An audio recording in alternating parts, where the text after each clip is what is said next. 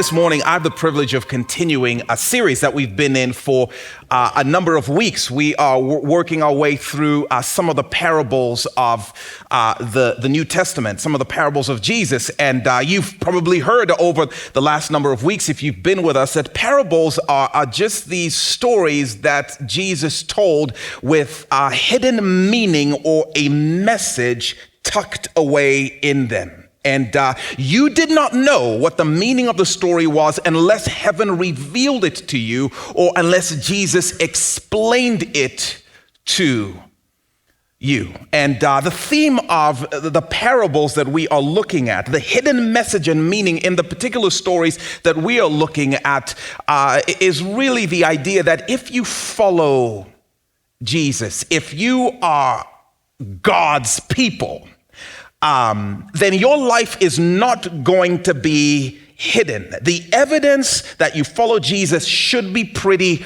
obvious. Your life should not be a parable. Your life should not be something that requires this major explaining in order to convince somebody that you walk after Jesus. There should be fruit of your faith that shows up in your life. And in the stories we're looking at, in the parables we're looking at, that's actually the message behind them. And this morning, we're going to be looking at one such story in Matthew chapter 21. If you have a copy of the Bible, you can turn there. We're going to start reading that here in a moment. If you don't have a copy of the Bible, the verses will appear on the screen. If you don't own a Bible, we love giving Bibles away, the Word of God. It will change your life. We would love for you to have a written copy of the Bible that you can hold and you can handle. And so if you don't own one, our gift to you, stop by the Connection Corner, stop by guest services area, and somebody will hand one to you. Matthew chapter 21. In this particular text of scripture, Jesus has actually been telling a series of parables, a series of stories in order to call out the religious elite, the religious Jews who have kind of become self-righteous and super snooty, believing that they are uniquely special to God. So much so that they've actually started to believe that everyone else is just kind of meh, but they are the special ones to God. And they've actually started to make determinations about who belongs and who doesn't, who's in with God and who's out with God. And Jesus is telling these stories to call them out on this. In fact, they don't like Jesus. They're irritated with him because Jesus is spending time with the categories of people that they consider to be on the outs with God. They are irritated because Jesus is actually sharing bits and pieces of his kingdom with those people instead of with us, the super elite, selected, special, chosen by God. And Jesus is telling these stories to call them out. Verse number 33, Matthew 21. Here's the story Jesus tells. It says, listen to another parable. There was a landowner who planted a vineyard, and he put a wall around it, dug a wine press in it, and built a watch tower. So Jesus in this story introduces his hearers to a man who owns some land, and this land is of undisclosed acreage in an undisclosed location. And this man decides to turn this land into a vineyard, which would be a brilliant business move in that cultural context, because there was always going to be a high demand for grapes on account of the fact that there was always going to be a high demand for wine. In the Jewish culture, wine played such a large part in their experiences, from meals to their annual festivals, to parties, to weddings, to snacks. Like, it was always 5 o'clock somewhere. And again, it wasn't done in some drunken type of way. It was just legitimately a part of their cultural experience and expression. Anyway, this landowner strategically does all the work to set up this wine business, this wine venture for success. So he installs a wine press on his property to process the grapes. And the wine press would have just been like a pit dug out in which the harvested grapes would be dumped. And you've probably seen this at some point. And then a bunch of people would take off their shoes and they would start stomping on the grapes to squeeze out the juices, right? And that the grape juice flavored with like bunions and athlete's foot would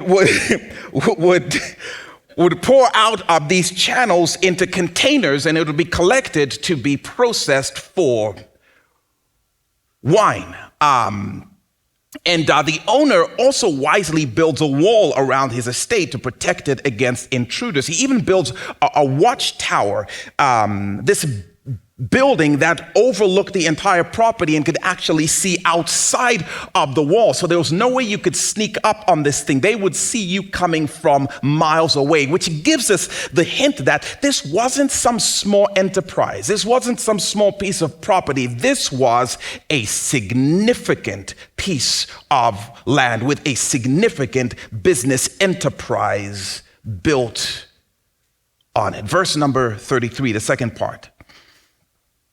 Then he rented the vineyard to some farmers and moved to another place. When the harvest time approached, he sent his servants to the tenants to collect his fruit. It seems like this business owner, this landowner, had actually successfully managed this piece of property for a while, and then he decides to move, maybe to start a new venture.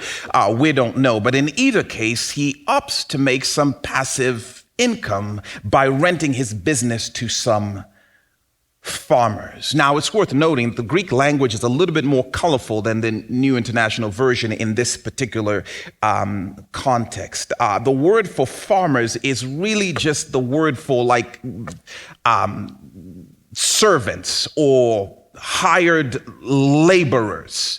The word he uses for rented is a word that could really be translated as hired. And the point is, this man who owned this land and owned this business enterprise, valuable vineyard, he moved. And when he moved, he hired some grape dudes to take care of this piece of property, this wine business, so that when the harvest time came, he would receive a chunk of the proceeds, a chunk of the fruit, and they in turn would get a little portion of it. This was their contractual agreement. It's my land. I'm going to get the majority of it. You're going to get a portion of it. And that's how this is going to work. That is going to be your payment for taking care of my property.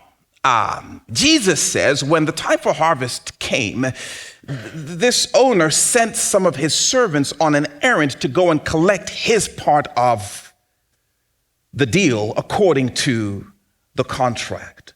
And this is where the otherwise uninteresting story Jesus is telling takes a little bit of a twist. Verse number 35.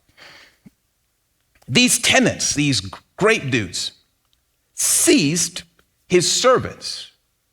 They beat one, killed another, and stoned a third.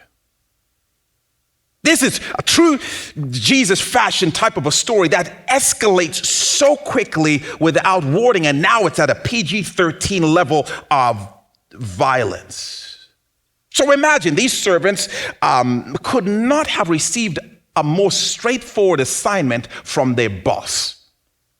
This was as easy as it got. Go get my grapes or my barrels of grape juice, whatever it was. Go get my stuff from my hired grape dudes and then come back. Any questions? No, can't think of anything we've done this simple in a very long time. No one in this story, and definitely none of the servants who are on this particular errand would have suspected what would come next. Hired grape dudes beat one servant, they stone another servant, and they kill the third. Woo, which raises, by the way, so many questions, but the main question is, why? Why? I mean, I understand. It's very clear that they're not particularly interested in giving up any of this harvest. We get that. Somehow they are just going to hang on to it. Fine. But why not just send a nice note of rejection of terms and send these dudes back to their kids in one piece? Now, the story almost seems to suggest that they were so enraged by the servant's request for them to do the thing they contractually agreed to. They were furious that they attacked them. Now, I don't know your suspicion. I don't know how your mind works, but to me, it's almost like, I don't know, something happened with these guys. During the months while the grapes were growing, the boss maybe has no reason to text them. He has no reason to show up to chit chat. He has no reason to call them. He has no reason to check in on them. And I wonder if in this season of silence, as the grapes grew and the master was doing his own thing, if they started to think, maybe he forgot about this place. Rich dude like that, he has so many properties. Maybe he just forgot about this. Matter of fact, I wonder if he actually meant that he was giving it to us to completely own. And then, I wondered that as well, because we haven't heard anything from him. And surely he would have at least sent a save the harvest date card to us, but we've heard nothing from him. We might be in the clear.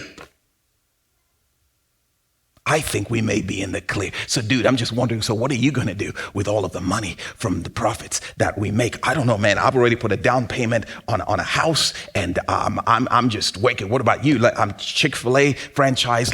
I'm all in. I've already started thinking how I'm going to spend my money. Whatever the reason is, by the time the servants show up to collect, the workers are treating this property like it belongs to them by right. So they kill a guy, they assault another with rocks, and they beat a third. Can you imagine what the owner does when he hears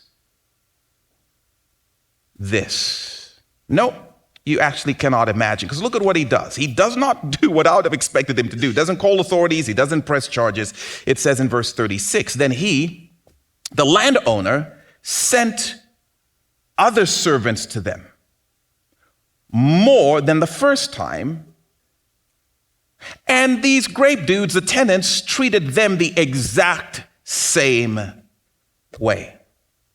The landowner, he sends more servants to go and collect what rightfully belonged to him, not to enforce, not to escalate the situation, not to intensify things. He doesn't send new servants with weapons who are specially trained on grape retrieval. He just sends more servants to say, please, would you do what you agreed to do and give me what belongs to me? I just don't think this is how I would have handled this situation. Matter of fact, this response seems bad for business. This is not how you become an intimidating mob boss in that particular world. This may be the thing that has people mistaking you for soft,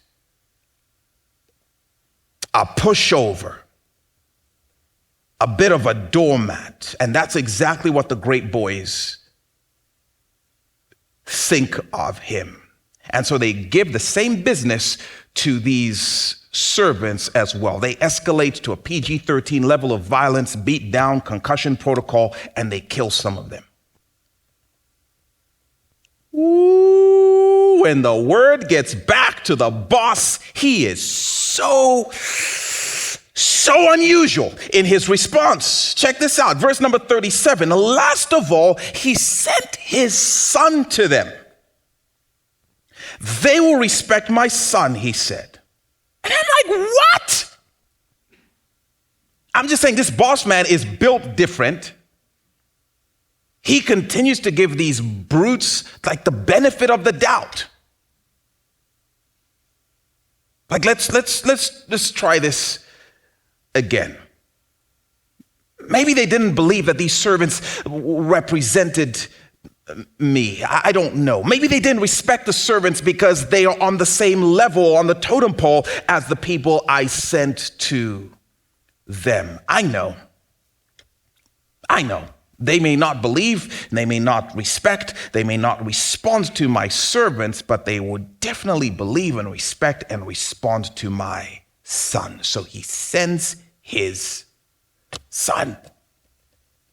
My son that looks like me, my own flesh and blood, my heir, sending my son. It's pretty much as though I were going myself. Surely they'll respond to my son. Verse number 38. But when the tenants saw the son, they said to each other, "This is the heir. Come, let's kill him, and let's take his inheritance." So they took him and threw him out of the vineyard, and they killed him. Wow.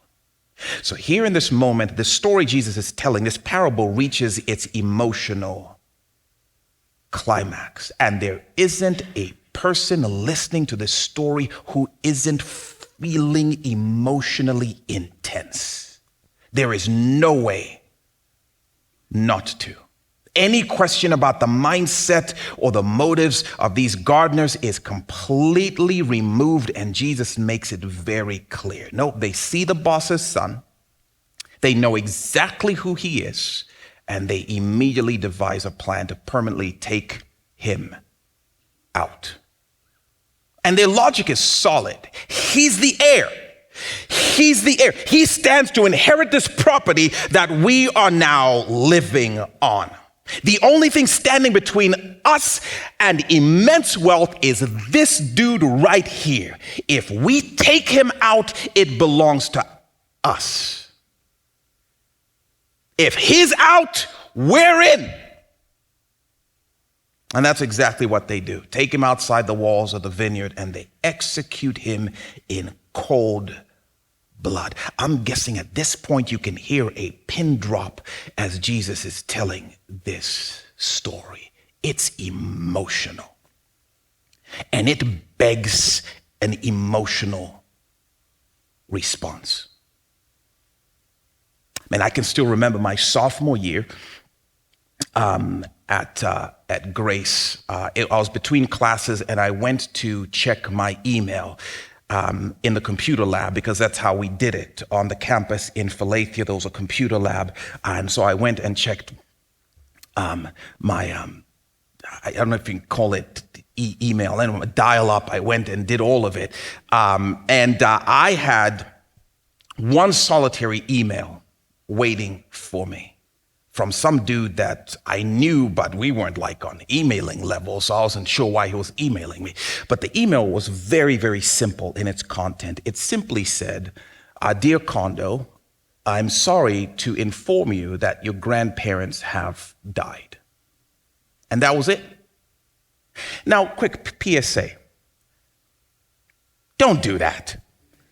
Don't do that. That's not cool. Especially for somebody who's 14,000 miles away from home. Like, don't do that. I can still remember, I think the first call I made was to my brother, and it was my brother who filled in the details. My grandparents were incredible, generous people. And they had retired, and in their retirement, they had bought a piece of property, a farm outside the capital city of Zambia, with every intent to live out their days with the elbow room of hobby farm life. One day, apparently, a stranger knocked on their door who was completely down and out. And he expressed to them that he was hungry and he was homeless and he was looking for something to eat. And so my grandparents, in their generosity, they took him in. They gave him food, they gave him a place to stay. And the agreement was that he would help with chores around the farm. One day, my grandfather was out in the garden, and who understands such things? This dude grabbed a farm tool and executed him in cold blood. Went into the house, found my grandmother in her bedroom, executed her in cold blood. And then he actually took over the house. He made a meal, and he sat there, and he ate. And he just hung there for a while like it was his place. I don't care who you are, you probably have feelings about that. You probably have an emotional response to that story, and the emotional responses may vary. For some of you, you may be like, is he just telling this story to get a rise out of us? For some of you, you're going to be like, if that is true, is he okay? And some of you are like, forget if he's okay, are we okay? Like, how can he get up there and tell a story like that that disrupts our day emotionally? Because it's about us, right? Like, you're going to have an emotional response. So you're going to have an emotional response. I said, whatever happened to this dude? So a couple of things. First of all, that is a very true story. That's how my grandparents died. Very true story. But you are missing the point. The point is the question Jesus asks this crew. And the question is, what do y'all think should happen to that guy? That's the question. What do you think should happen to a dude who did something like that?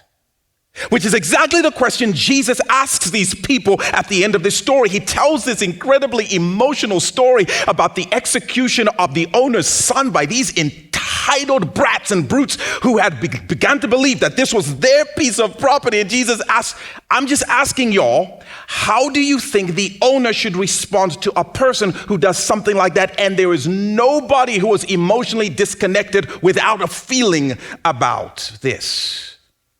In fact, here's the question.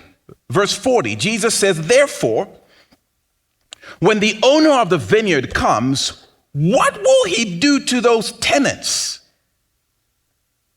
Those hired hands who've decided the boss's property and enterprise now belongs to them. Privilege of working for him wasn't enough. We are going to own his stuff, so much that they disregarded every message he sent and every servant he sent and finally executed his son. So now the boss is coming in person. And the question is, what do you think he's fixing to do to the grape gang? That's the question. The religious leaders who Jesus is talking to, they answer right away because Jesus has brilliantly invited them into the emotion of the story. That is Jesus. He's such a brilliant storyteller. He will have you agreeing with him before you even realize what happened. And they answer right away. He will end them when he comes, they say passionately. Grapes of wrath, no doubt. Woo! Look at what they say, verse 41. He will bring those wretches to a wretched end. Listen to the language they're using. They replied, and he will rent the vineyard to other tenants who will give him his share of the crop at harvest time. He will eliminate the grape gang, and he will find someone else who will actually give him what is his. And then Jesus drops the mic, verse 42. Jesus said to them, have you never read the scriptures? The stone the builders rejected has become the cornerstone. Woo, now he's talking about himself. The Lord has done this, and it is marvelous in our eyes. Therefore, I tell you that the kingdom of God will be taken away from you and given to a people who will actually produce its fruit. Anyone who falls on this stone will be broken to pieces. Anyone on whom it falls will be crushed. When the chief priests and the Pharisees heard Jesus' parables, they knew, oh, he's talking about us. He's talking about us. God is going to take the privilege of his kingdom affairs and give them to people who will actually do what he wants. Unlike y'all. You are acting snooty and special. You know what God has asked, but you're not actually doing what he has said. Oh, and he's going to put you in the wine press and crush you.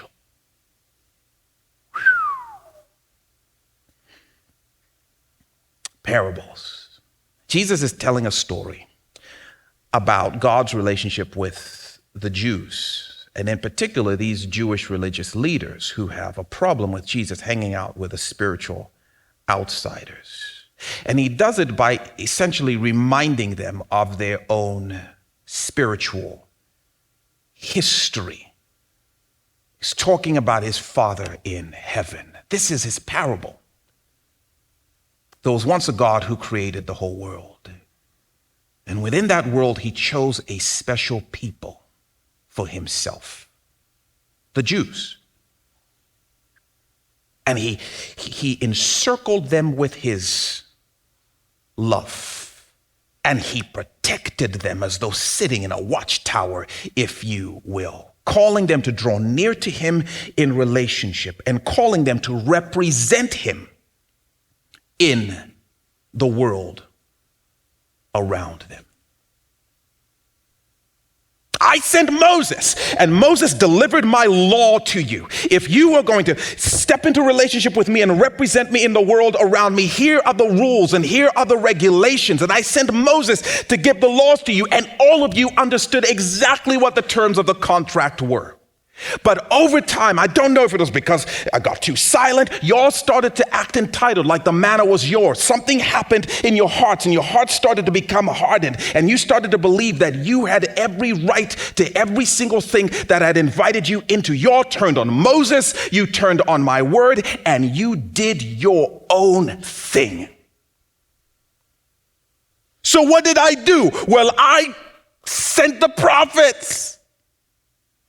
And the prophets came carrying fresh doses of my personal messages to you, because that's what relationship is, me talking to you and you talking to me. And they delivered what I told them to tell you, me speaking to you. And they put on demonstrations and displays of my great power to remind you who it was that was calling you, and to remind you what it was I was calling you to represent in the world around you. And what did y'all do with the prophets?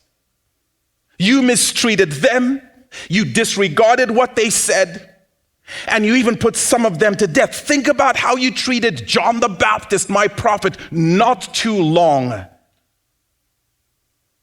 ago. And so, what did I do?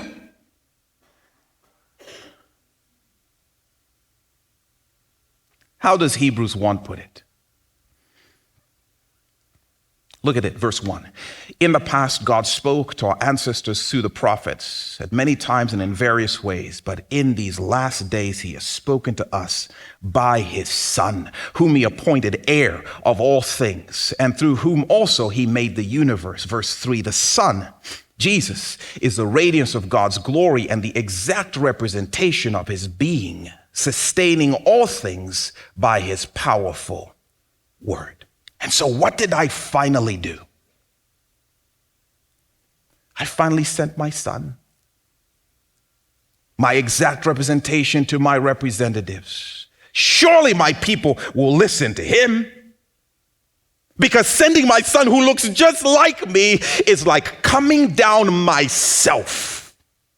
Maybe they thought, Moses, who do you think you are? You're not better than us. We're equals. Maybe they thought of the prophets, well, you guys are just ordinary people. Like, why should we listen to you? You're not that special. But if I send my Son, my heir, my exact representation, they will surely listen to him. Jesus is now speaking prophetically about himself. And you religious leaders, what you don't know now is I am the stone. I am the heir that you will ultimately reject. I am God in the flesh, and I will be such a threat to your entitled rebellion and your special snooty way of life that you would do with me exactly what you did with the law, exactly what you did with the prophets. You would disregard me, and ultimately you would take me outside the city gates and you will execute me in cold blood. I'm talking about you. I'm talking about y'all. But the Son y'all rejected, he's going to be the heir anyway.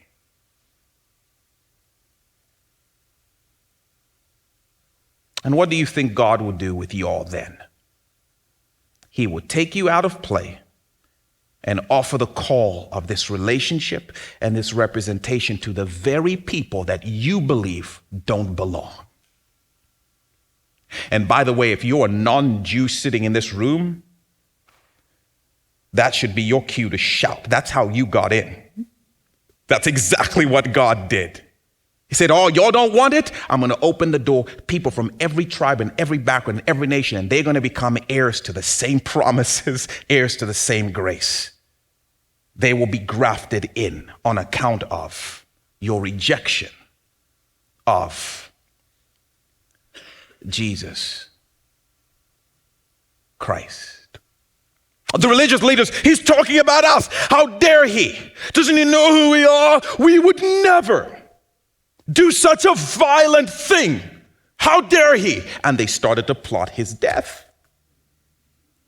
It's so ironic. Verse 46, they looked for a way to arrest him, but they were afraid of the crowd because the people held that he was a prophet, the very thing Jesus was predicting. You've mistreated the calling to know your God and to make him known. And you know the terms of the contract, but you're not doing it. The very people you were called to represent God to are the people you are just shoving out and saying you all don't belong. So he's taking his invitation elsewhere to people who would not just know what he says, but actually do something with it. Okay. What about us? What message might be hidden in this parable on this Palm Sunday for those of us sitting in the room? A couple of things. Number one, I think this story is an incredible reminder that you just work here. You just work here. It doesn't matter what we're talking about, you just work here. What am I saying? I'm saying, in this world, you own nothing. There is only one great landowner. There's only one great wine press installer. There's only one great watchtower builder, and he is the God of the universe. There is only one great creator. There's only one great owner of the world, one ruler of every realm, and he is our God. I love the way David says this in 1 Chronicles 29. He says, yours, Lord, is the greatness and the power and the glory and the majesty and the splendor, for everything in heaven and earth is yours. Yours, Lord, is the kingdom. You are exalted as head over all. Wealth and honor come from you. You are the ruler of all things. In your hands are strength and power to exalt and give strength to all. Woo. This is a great reminder for us that we ought to live with the declaration. In fact, we'll put it up on the screen so you can say it and absorb it. I own nothing. It doesn't matter what we're talking about. God owns it. It's his. I own nothing. I just work here. I'm just a hired hand who God has invited to make a profit for his name's sake. And one day he's going to ask me, so what did you do? Give me my fruit. Give me what belongs to me. Well, but he hasn't asked me about it for so long. I've started to believe that maybe it's mine. Nope. It's all his. In this world, I own nothing. I'm just gardening for him. I'm just stomping grapes. I'm a parent. I manage 5 kids, not very well most of the time. Technically, they are not my children. They're God. He has allowed me for a season of time to manage them. That privileged responsibility. And there's a time he is going to return and he will have questions about how I managed his humans. The moment I forget that, oh boy, I start to helicopter as a parent. I start to become super clingy. Like, you may not leave this radius and your family's going to have to live this, and you're going to have to be home for Thanksgiving because, this is what, and before long, if I'm not careful, I start to try and make them what I was not. I start to make decisions about whether they're in or out with God based on how they respond to my rules.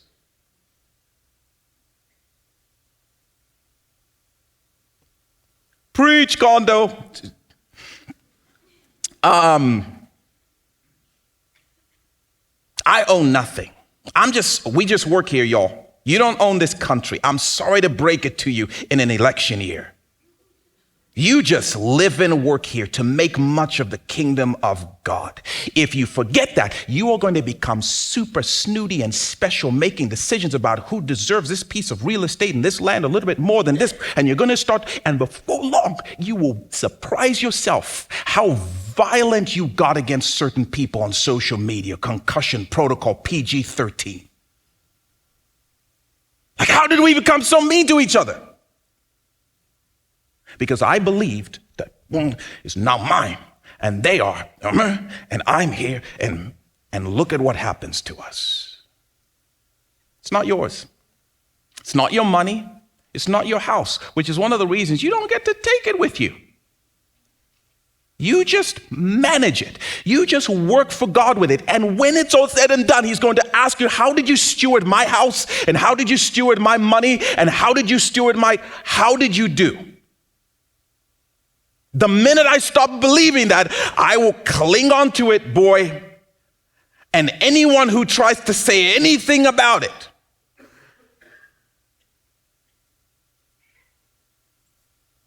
it's not your breath. And I just would suggest, don't test God on that one.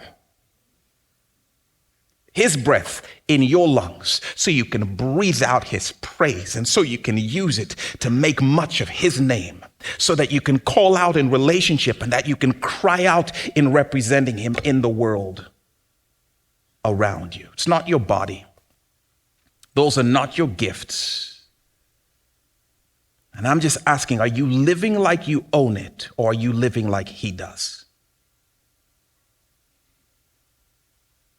God, it's all yours. Help me to honor you with it. You just work here. That perspective will revolutionize your peace, your generosity, the way you live. Second observation, stop killing Jesus. Yeah, that's intense, I know.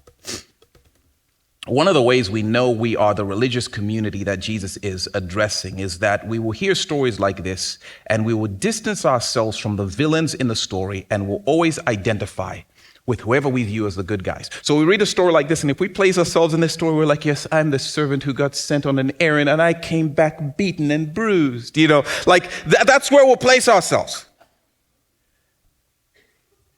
And those are the religious, violent brutes who took over the vineyard.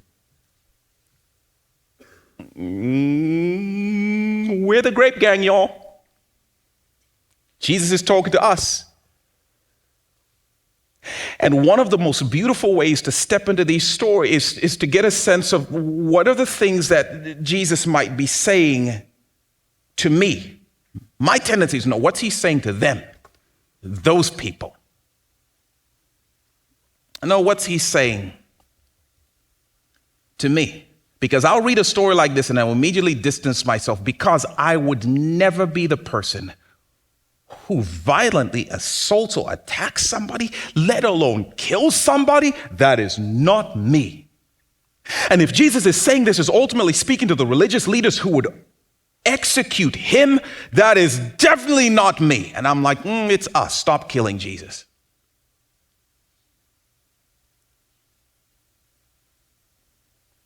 God sends his word reminding us that we are living in his body. It's not your body, it's his body, and he bought it at a price. And he calls you to honor him with his body that you just happen to live in for a season. How do you respond to that? Are you honoring him with your body? What you do with it sexually? What you put in it substantially? Or do you agree with the message in public? Like, I understand what he said in his word, but I'm going to disregard it in private. When he comes, is there a harvest of purity in your life with your body? Or is the story more like, he hasn't said much about it to me? I mean, is the story more like, it's my life? Is the story more like, it's my body? Is the story more like, I was born this way? Is the story more like, but I can do with it whatever I want? And if somebody tells me what I'm going to do with my body, woo-wee, don't you dare. I'm just asking, how are you interacting in reality? Because if at the end of the day, like, listen, it's my body and it's my passions, it's my stuff, and I start to act like I own the things. I can spend on what I want to spend on, and no one can tell me what to spend on, and I don't have to be generous, even if God has said to be generous. I'm going to do my own thing. This story is about us. Because did you know that if you're a believer because you believe Jesus died for your sin? You believe every sin you commit is a sin Jesus had to die for. That Jesus was dragged outside the city gates to die for your sin. And I'm just asking, does knowing that your sin killed Jesus make you willing to sin less? Or, I love porn and it's my body, and if Jesus has to die, Jesus has to die. I'm just asking you, if you know deliberately sinning is what put Jesus on the cross, does that make you less willing to sin? And if you're intentionally just continuing in your sin, I'm just saying to you, this story is about us. Stop killing Jesus. I would never hurt Jesus, no? But you know the price for what you're doing. I know it. And you're doing it anyway. I'm doing it anyway. This is about you.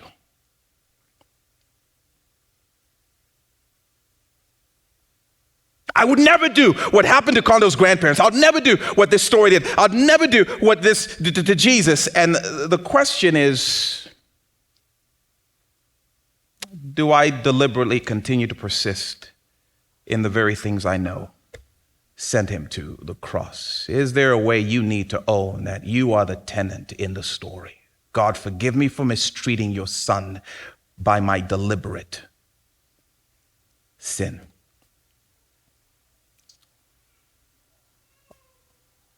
If I don't identify with that part of the story, I miss out on the best part. And this is the last observation. Praise God for his grace. One of the coolest parts of this story is that it ends in the future tense. I love that. Jesus is asking, what do you think the owner will do when he ultimately comes back? What do you think he'll do? That is such a beautiful question. Do you know why it's a beautiful question? Because it means he's not back yet.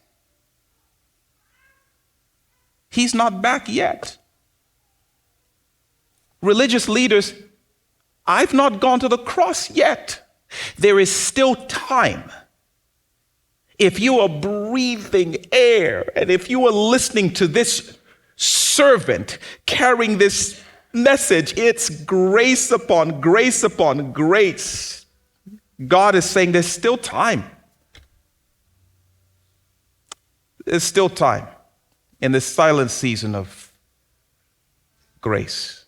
Still time to respond to this glorious invitation of Jesus to run to him in relationship and to represent him in the world around. That there's still time to acknowledge that I have treated your privileges like they are my rights. I've treated what you've lent to me as though I own it. And there's still time to say, may my story be different. That's grace. That there's still time. And this Palm Sunday, we start to celebrate Jesus heading towards the cross to pay for every sin. And that's the beauty of the gospel. And he came and he called us to his rules and to his way. And we just ran and we rebelled and we refused to do it. And so what did he do? He sent word, and then we refused and we rebelled. And what did he do? He sent his son and we refused. And what did he do? He sent reminders of his son. And then what did we do? He sent blood to cover our sin. And then what did he do? Well, grace abounded where sin abounded. And he just continues to send grace while there's incredible time. Not because he's soft. Don't mistake his patience for him being a pushover. Don't mistake his grace for you getting away with it. It is exactly that. It's grace. God's saying there's still time. I don't know how much there is. Don't know when it will end. But in the meantime, there's incredible grace for each and every one of us to say, I want to be part of your kingdom enterprise, and I want to live as though everything is yours, and I want to return your proceeds to you and your profits to you, and I want to live in relationship with you and represent you in the world around. And there's still time. I wonder what for you would say the Spirit might be calling you to do. Areas that you've claimed and locked down as yours. Maybe it's places where you are deliberately sinning and you know it. And the Spirit is saying, stop it. Or places where you believe, like, I'm gone, too far gone, I'm done. And Jesus is saying, there's still time, there's grace. Come and drink deep. And even as we share in communion, what an amazing reminder. Jesus went to the cross. He went into the winepress, and he was crushed for our sin. And his blood poured out, and through his blood, we get to experience being heirs with him in the very things that we've tried to take over. They're going to be ours anyway, by the grace of God in the person of Jesus. Father, thank you so much for your immense kindness to us. And even now, as we share in communion, I pray that we would be reminded of your incredible grace that covers our sin, that we would be reminded of the cost of our rebellion, that we would be reminded of the invitation to be co-heirs, that we would be reminded of the message that you've sent to us and that we get to carry to the world, that we would be reminded of the relationship we get to live in with you. So Lord, even now as we sing, may we raise our voices with gratitude for the grace that you have poured out on us in Jesus Christ. In his name we pray. Amen.